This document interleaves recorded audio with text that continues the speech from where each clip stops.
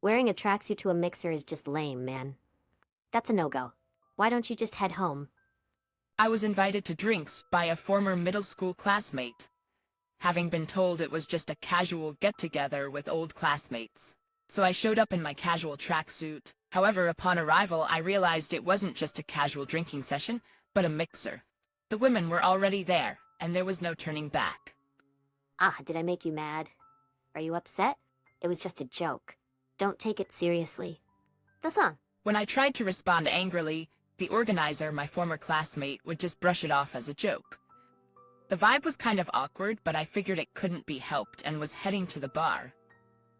That's when one of the women who came whispered something in my ear. My name is Jason. I'm just an average guy, but there's one thing about me that might be a bit unusual. I have an undying love for tracksuits. Lately, I've seen a lot of functional clothing, but I always end up thinking, isn't a tracksuit good enough? It's comfortable without any unnecessary tightness, has the right amount of stretch, it's easy to clean and dries fast, and the designs are cool. I could go on and on about the benefits. I just love tracksuits that much. I have them divided into ones for sports and ones for lounging around at home, and my closet is practically filled with them. My preference for wearing tracksuits probably stems from my love of sports. In elementary school, I was juggling multiple sports clubs like basketball, soccer, and tennis. Once I got to middle school, I had to focus on my studies and choose just one sport. After much deliberation, I joined the basketball team, my favorite, and dedicated myself to it for 3 years. Even now as an adult, I continue to be active, sometimes playing basketball with friends on weekends. On days when I can't play basketball, I never skip my jogging routine. Even when I'm tired or busy with work, as long as it's feasible, I go for a run. It's become a daily habit and I feel restless when I can't do it. It's probably a testament to how much fulfillment I find in physical activity. Or maybe it's because I can't wear my sports tracksuits. No, probably not. One day while jogging, I suddenly remembered something from my middle school days. It was an unforgettable memory from the last regional tournament in middle school. Please let this work. The heat of summer and the fervor of the audience. Surrounded by two kinds of heat at the venue, I prayed out loud. We were losing by a narrow margin in the final minutes of the game. As I took the shot, I remember the moment until the ball went in or missed, felt like it was in slow motion. Yes, it went in. After what felt like an eternity, the ball finally passed through the hoop. We not only caught up, but took the lead. Jason. I was celebrating with my teammates, fully convinced we had secured a comeback victory. But then, as if struck by divine punishment for our complacency, the unthinkable happened. No way, you've got to be kidding. In the final moments, our opponents landed a three-pointer. Despite our desperate attempts to take the lead back, we were defeated, our resistance in vain. In the end, our complacency led to a bitter loss and a turnaround. Since then, I've lived by the motto, never let your guard down. In basketball, as in everything, you never know what might happen until the very end. Memories of the game brought back images of my teammates sobbing uncontrollably. Now it's just a nostalgic memory, but back then, it felt like the world had ended. Thinking back, I heard the guy who cried the most is now running a company. I'll be darned, that guy, huh? I think to myself. But I guess we're all in the same boat. Today was a day off. I planned to go jogging, but what else should I do? Basketball was out since the regular crew couldn't make it. Besides, the weather was unfortunately not suitable for outdoor sports. A bummer for a day off, but maybe it's a chance to do something different. With that in mind, after jogging, I changed into my loungewear tracksuit and stayed indoors. I even cleaned parts of the house I usually don't bother with. For lunch, I whipped up something from leftovers in the fridge. As the evening rolled around and I got bored, I watched a movie I'd been meaning to see on a streaming service. I had some unopened snacks, so I enjoyed them as I watched. That was a thought-provoking story. I mused to myself as the credits rolled, when suddenly my phone on the desk started buzzing. It was a call. Who could it be? Hopefully not work-related. I thought with a sense of dread, picking up the phone. The screen showed the name Tyler. Tyler was a middle school classmate, someone I rarely kept in touch with. Wondering what it could be about, I muted the TV and answered the call. Hello? Hey, long time no see, Jason. Came Tyler's voice from the other end of the phone, unchanged since those days. His tone was the same as back then, bringing back vivid memories of the old days. Long time indeed. What's up out of the blue? You know, you missed the reunion a while back, right? Everyone was bummed they didn't get to see you, he said. About half a year ago, I got word of the reunion from another former classmate. I had wanted to go, but unfortunately work got in the way. As a sort of makeup for that, a few of us from middle school are getting together for drinks tonight. You want to come? Saying that, Tyler told me about the other members who would be joining. Hearing some familiar names, it definitely seemed like a reunion rematch was in the cards. Got it, I'll be there. Great. I'll send you the location link in a message. We'll meet there. Sure thing. See you later. I hung up and started getting ready to go out.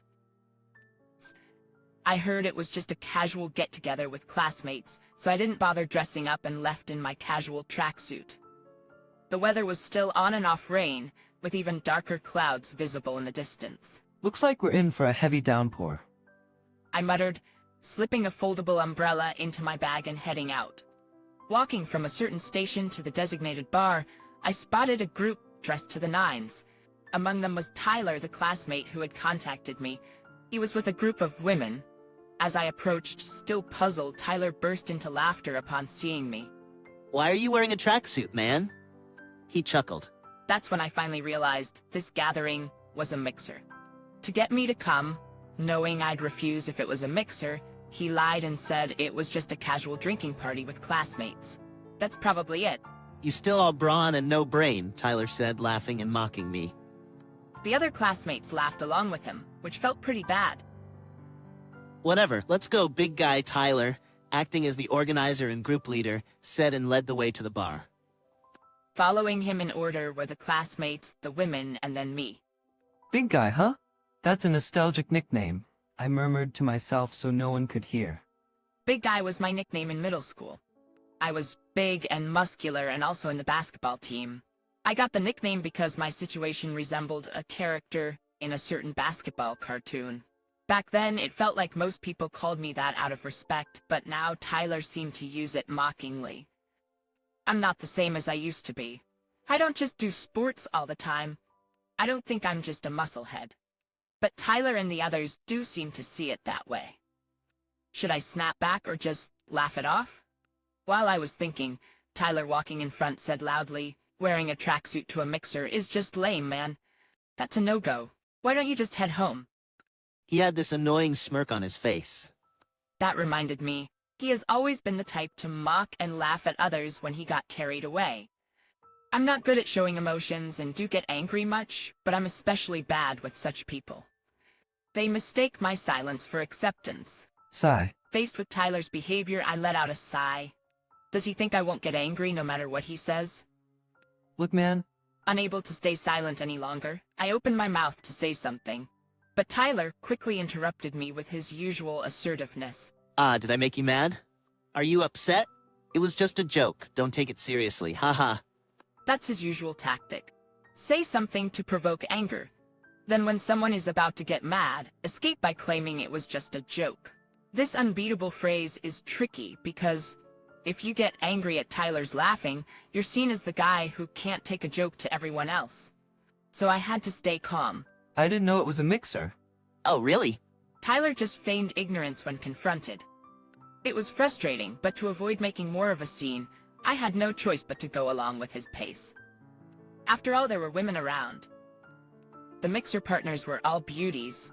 They were flight attendants from the same airline. On the way to our seats in the bar, one of them whispered to me. "Captain, why are you hiding it?" Her name was Grace, a female colleague from the same company. The other women, whom I also knew, kept glancing over. I'm sorry for making things awkward. I'll explain when I get a chance. Okay. Grace seemed unconvinced, but didn't press any further. Shortly after the mixer started, a man arrived late. I had wondered why there was one man short, but now it made sense. Tyler hadn't explained this either. Good evening, sorry I'm late. he said in a stylish outfit, making him seem like a completely different entity compared to me in my tracksuit. I recognized him. Isn't that David? Hey, long time no see, Jason. He was David, a classmate and teammate from the basketball club. He was the one who cried the most after we lost our last tournament. His impressive attire made sense since he runs an apparel company. Sorry, can I get a beer? David sat next to me, smiling as he ordered a beer from the waiter. He introduced himself to the women and smoothly started to blend into the conversation. Unlike Tyler, he didn't mock my tracksuit and seemed to enjoy the conversation. A little while after he joined, he was chatting happily when Tyler abruptly interrupted him. I remembered. This guy used to cry a lot in middle school. Tyler's words were meant as a taunt. David responded with a furrowed brow, and it was clear he was remembering, just like I had earlier, that Tyler was always this kind of guy. He used to bawl his eyes out over losing a club match, and remember when he cried because a cicada landed on his shoulder. Ha ha! Tyler pointed at David, trying to turn him into the butt of the joke. But Tyler was the only one laughing. Cut it out, Tyler. It's not funny at all. Haha, just kidding. Man, you're still so serious. Now I became the target for defending David. Right, you've always been like that. No sense of humor. Can't even crack a joke, always just a jock. And you even failed your first choice high school entrance exam. Tyler went on with his insults about me. Right, guys? He sought agreement from the other classmates, but they seemed aware of the situation. Seriously, it's funny that you came to a mixer in a tracksuit. Hey, Tyler, just stop, will you? Yeah, look around, man. Perhaps realizing it only after being told off by those he thought were his lackeys, Tyler stopped my story midway. Indeed, all the women were looking at him with cold, unamused expressions. In that awkward atmosphere, Grace spoke up. So Tyler, you can only speak ill of others, huh? Is that all you have to talk about? She said it with a gentle smile, but her choice of words seemed tinged with subtle anger. Upon hearing this, Tyler's face stiffened. You're not funny, and you're the worst as a person. You're ruining the mood of the party, making it no fun at all. You told Jason to go home earlier, but you should be the one to leave. The other women agreed with Grace. Tyler, seemingly not expecting this, turned red and shook with contained anger. A joke is supposed to be fun, but yours are just malicious and uncomfortable. It shows your true character. Grace didn't hold back. And the other women nodded in support. None of the men tried to stop her. They must have been feeling the same dissatisfaction towards Tyler. You bastard! Finally speaking up, Tyler showed no signs of apology or remorse.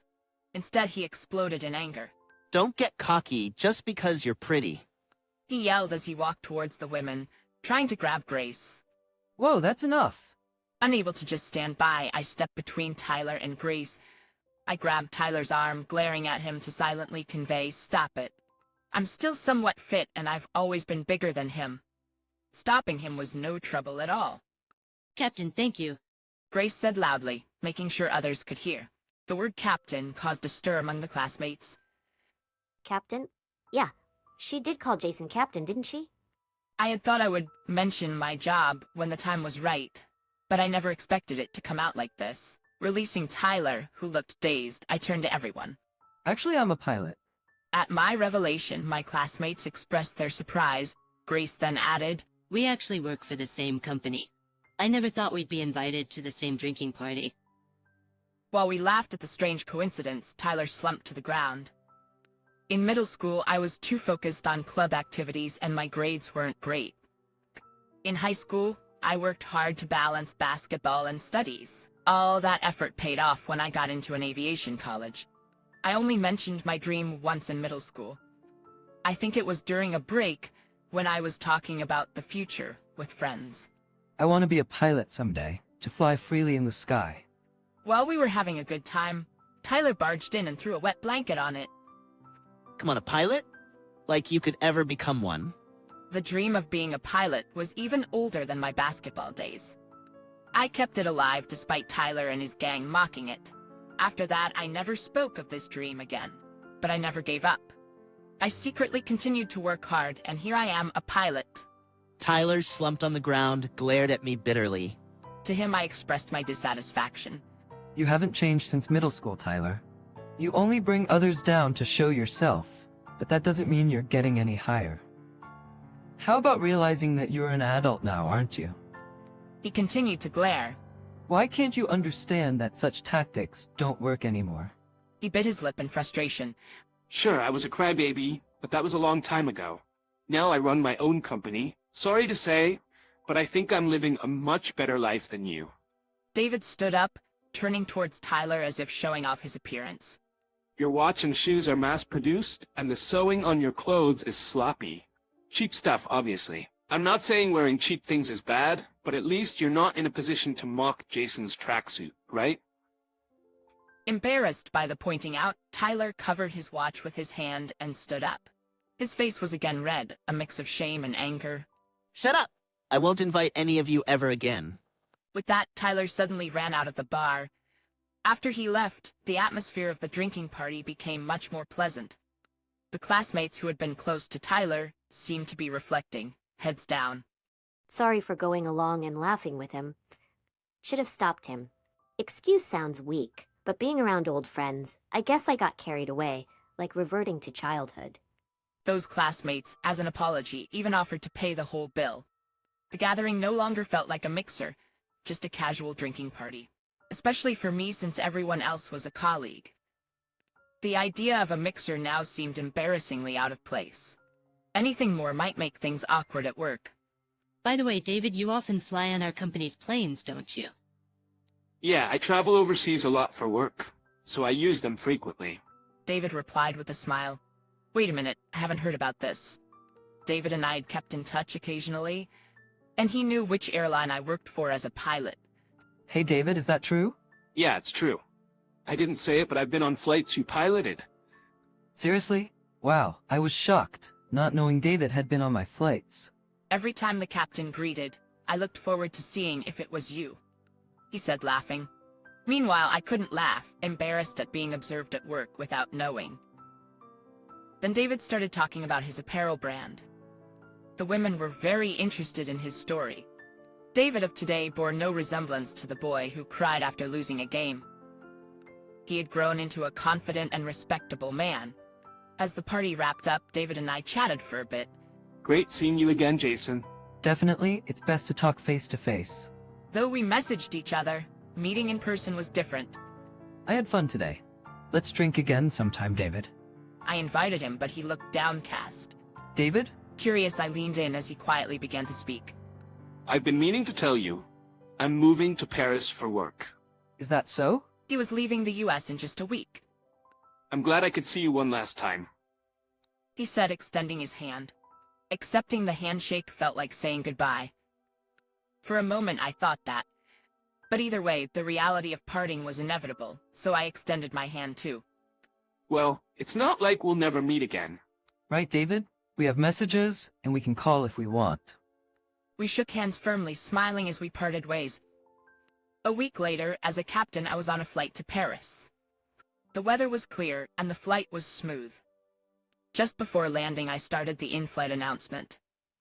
Ladies and gentlemen, our aircraft will soon be entering its descent. Please prepare for landing by returning your seat backs to their original position, stowing your tray tables, and securing your footrests. I then added instructions about stowing luggage and announced that the cabin crew would be making a final check. After the usual greetings, I continued. This is a personal message. I had rehearsed it many times in my mind, but the actual moment still made me nervous. A dear friend of mine is on this flight, embarking on a new journey to a new land, ready to spread his wings on the global stage. It is an honor to be part of this significant step in his life. He is a kind person, one who gets angry, cries, and laughs for others. As a friend, it's saddening to part ways with him. However, our airline connects the world, and together with other airlines, it brings the world closer. To all our passengers, we look forward to welcoming you aboard again. After saying everything I wanted, I turned off the microphone. Taking a deep breath, my co-pilot Kevin gave me a small round of applause. Great speech, Jason. Thanks. I might get in trouble for doing something like this, but it felt right. We shared a laugh. Right about now, Grace must be giving David a certain package. I had asked her in advance to deliver it, a modest gift for him as he embarks on his journey to new horizons. The package contained 3 things: a group photo taken after our last basketball game in middle school, a letter, and a handkerchief for any tears. I had told her to ask him to open it after reaching his destination, but I wondered if he would wait. Ah, those were the days. I fought, holding the same photo in my hand. I remembered David as the one who cried a lot, but looking at the photo again, I realized we all had red eyes. I was no exception. Yeah, that's how it was. Kevin watched silently as I indulged in memories. It was all because of you, wasn't it? After narrowly losing the game, we returned to the locker room, feeling frustrated and stunned. Even after hearing the coach's words, it still didn't feel like reality. But just before taking the photo, things changed. One of us started crying loudly. David back then. We were all holding back tears, but his crying broke the dam. He had voiced our collective emotions. It was a relief for someone like me who's not good at expressing feelings. I think it was because we could cry openly there that we were able to move forward. Although I didn't pass the first choice public high school that Tyler mentioned, now that my dream has come true, the distinction between public and private schools seems trivial. Later after landing, I bumped into David at the airport. It was a bit awkward since the announcement was meant as a farewell. Jason, you really surprised me with that announcement. His expression was a mix of a laugh and a cry. Good, you heard it. I'm glad. Thanks, Jason. Like you said, the world is close when you're on a plane, and the sky connects us, so I'm not alone. He smiled broadly. Suddenly, he began rummaging in his bag. By the way, Grace gave me a package from you earlier. Can I open it? No, don't open it here. Wait until you're at your hotel or new place. Okay. Reading a letter in front of me would be too embarrassing. Next time I come back, I'll fly with you again. Take care of me then. Sure thing. We waved our hands overly large and finally parted ways for real. David's face showed no signs of doubt or anxiety as he walked away. Soon after, his brand began gaining more recognition. According to the message I received, he will soon participate in the Paris Fashion Week. Hearing about the remarkable progress of my close friend made me as happy as if it were my own achievement. As a result, his brand is expanding its stores in the US, especially popular among young women. His brand is a constant topic. In our company, his brand is a constant topic of conversation, not just among Grace and the members who attended that drinking party, but also among senior and new flight attendants. One day after work, I received a message from David. "It's your birthday, right? Here's a return gift for you." "Take it," it said. When I opened the delivered cardboard box, inside were a tracksuit top and bottom, and they even had his brand logo. Really, 2 sets? One for lounging and one for exercise. I gratefully accepted them and hung them on a hanger, displayed on my wall. When I mentioned it to Grace and the others, they were envious and amazed. As far as I know, his brand hasn't released tracksuits yet. So, the birthday present I received was specially made just for me. This fact was a major reason for the envy among the ladies. By the way, I haven't worn the tracksuits even once despite receiving them months ago. I'd hate to get them dirty as loungewear or tear them during exercise. It's too precious to wear. When I told this to David, he scolded me, saying, "Clothes are meant to be worn." I apologized, but still haven't worn them yet. I wonder when and on what occasion I should wear these special tracksuits. This has become my biggest dilemma lately. Passengers on airplanes come with various emotions. Some bored with joy, others with sadness. Some with excitement, others with reluctance. For work, tourism, relocation, not just for our airline, passengers have diverse feelings and purposes. My job is to safely deliver all these different passengers to their destinations. With the tension of carrying my own dreams in the lives of the passengers, I fly through the skies today. Without belittling anyone, I'll continue to strive, holding pride in myself, not just relatively but absolutely. Gazing up at the vast sky, that's the promise I make to myself.